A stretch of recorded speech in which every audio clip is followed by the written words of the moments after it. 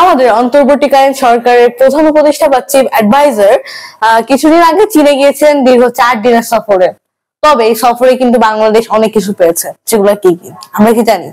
হয়তো অনেকে আমরা শুনেছি বিভিন্ন নিউজ ফিড থেকে, কিন্তু অনেকে হয়তো আমরা এখনো জানি না। যারা জানেন বা যারা জানেন না প্রত্যেককে বলতে চাই এবং আরো ভালোভাবে বলতে চাই।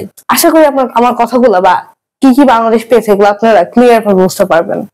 তো প্রথমেই আমাদের বাংলাদেশের একটা ট্রেড বা ব্যবসা বা ইকোনমিতে একটা বড় পরিবর্তন আনতে পারবে চীন। কিভাবে?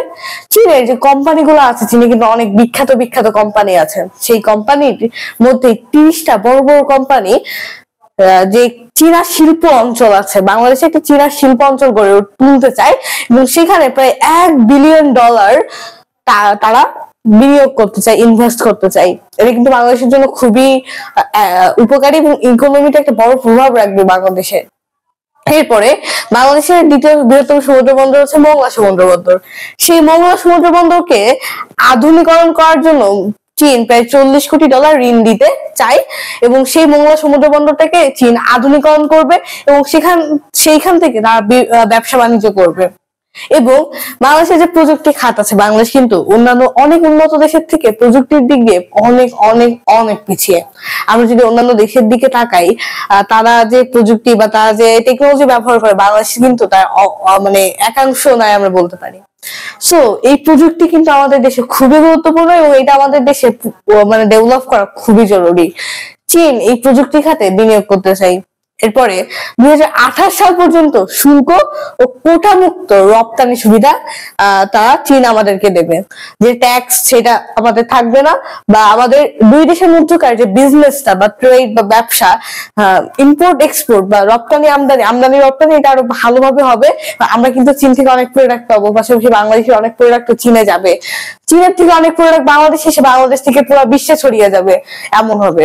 অর্থাৎ দুই দেশে কিন্তু লাভবান হবে। বাংলাদেশ কিন্তু আরো বেশি করে তাদের ইকোনমিটাকে আরেকটু শক্ত করতে পারবে। এরপর বাংলাদেশের কিছু ফল আছে, লাইক আম, কাঁঠাল, পেয়ারা, এগুলো কিন্তু বাংলাদেশে প্রচুর পরিমাণে উৎপন্ন হয়।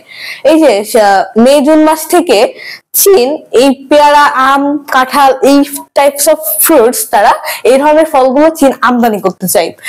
এখানে কিন্তু বাংলাদেশ অনেক ফল রপ্তানি করতে পারবে এবং বৈদেশিক মুদ্রা অর্জন করতে পারবে, যেটা দেশের ইকোনমির জন্য খুবই গুরুত্বপূর্ণ এবং খুব বড় একটা ভূমিকা রাখবে। আরেকটা বিষয় হচ্ছে, আমাদের বাংলাদেশে তেমন কিন্তু বিশ্বমানের খুব কম হসপিটাল আছে, নেই বললেই চলে।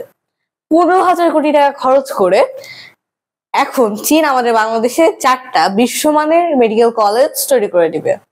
ভারত বর্তমানে বিভিন্ন রাজনৈতিক বিভিন্ন কারণে আমাদের ভিসা দেওয়া বা সেই ভিসা প্রসেসিং এর কাজগুলো বন্ধ রেখেছে, বা আমাদের বাংলাদেশের সিটিজেনদেরকে ভিসা দিচ্ছে না, বিভিন্ন ভিসা জটিলতা সৃষ্টি হচ্ছে।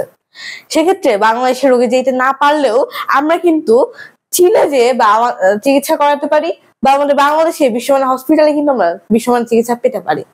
চীনের কুনমিং শহরের 4টা হসপিটাল বাংলাদেশিদের জন্য বরাদ্দ করা হয়েছে এবং বাংলাদেশ একাধিক হাসপাতাল তৈরি করবে চীন। আমরা বিশ্বমানের সেবা এখন বাংলাদেশেই পেতে পারি এবং চীনের কুনমিং শহরে যেও বা চীনের যে কোনো শহরে যেও কিন্তু আমরা সেই স্বাস্থ্য সেবাটা পেতে পারি। এরপরে দুই দেশের মধ্যে শিক্ষা, সংস্কৃতি বা কালচার এবং ক্রীড়া বা স্পোর্টস সহ মোট 8টা বিষয় সমঝোতা যে স্মারক, সেটা স্বাক্ষর হয়েছে দুই দেশের প্রধানদের মধ্যে। এবং 12,000 কোটি টাকা খরচ করে বাংলাদেশ 4টা মহাসাগরীয় বাণিজ্য জাহাজ ক্রয় করছে চীনের থেকে।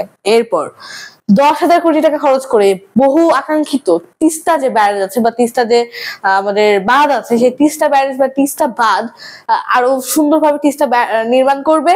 এবং একটা দেশের একটা ইম্পর্টেন্ট বিষয়, একটা দেশের একটা ইম্পর্টেন্ট সাইড হচ্ছে, একটা সেক্টর হচ্ছে প্রতিরক্ষা খাত বা প্রতিরক্ষা সেক্টর। এই প্রতিরক্ষা সেক্টর কিন্তু অনেক দেশেরই উন্নত।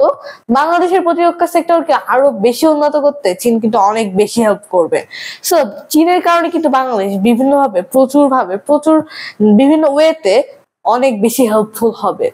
সো বাংলাদেশ যেমন লাভবান হয়েছে, পাশাপাশি চীনও লাভবান হয়েছে। পাশাপাশি এইটা এনশিওর করা যায় যে বাংলাদেশ বিশ্বের একটা দেশের উপর নির্ভরশীল না হয়েও কিন্তু অনেক অনেক দেশের উপর নির্ভরশীল হয়ে চলতে পারে। সো আপনি প্রফেসর ইউনূসের চীন সফরটাকে কোন চোখ দিয়ে বা কোন দৃষ্টিকোণ দিয়ে দেখছেন, কমেন্টে জানান। সুতরাং বাংলাদেশের সাথে কিন্তু পুরো বিশ্ব ট্রেড বা বাণিজ্য করতে চায়। এর রিজনটা হচ্ছে আমরা খুবই লাকি যে আমাদের ভৌগোলিক অবস্থান বাংলাদেশের খুবই চমৎকার একটা ভৌগোলিক অবস্থান। এদিকে সেভেন সিস্টার, এদিকে ভারত, এদিকে চীন, এই পাশে হচ্ছে মায়ানমার, আমাদের এই পাশে বঙ্গোপসাগর, আমাদের ভৌগোলিক অবস্থানটা কিন্তু খুবই চমৎকার। এবং এই কারণে পুরো বিশ্ব আমাদের সাথে বাণিজ্য করতে চায় এবং আমরা একটা ছোট একটা দেশ হয়েও কিন্তু পুরো বিশ্বের কাছে খুবই গুরুত্বপূর্ণ। আমেরিকা, চীন, ইন্ডিয়া যে দেশেই বলে না কেন আমাদের বাংলাদেশ কিন্তু অনেক অনেক গুরুত্বপূর্ণ তাদের কাছে। পুরো বিশ্বের কাছে যেন আমাদের বাংলাদেশ একটু ট্রাম্প কার্ড হিসেবে পরিণত হয়েছে। আপনি কি আসলে মনে করেন? আপনার মতামত কি কমেন্টে জানান।